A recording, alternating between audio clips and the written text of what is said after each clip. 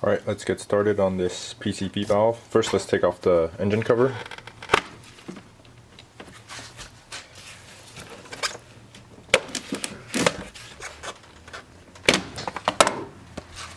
Now the PCV valve is located right here, this orange guy here. So we're going to take off the hose here first.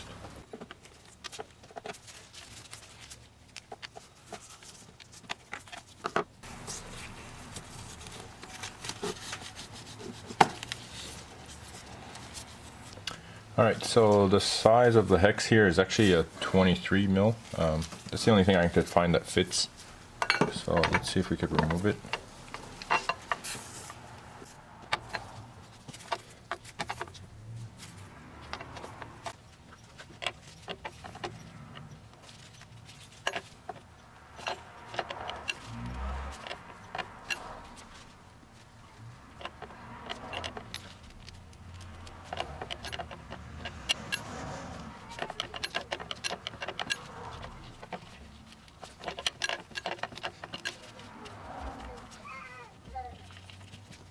Okay, before you put the new one in, let's just grease the O-ring on the bottom here. Okay, just a bit of dielectric grease. It should do the trick.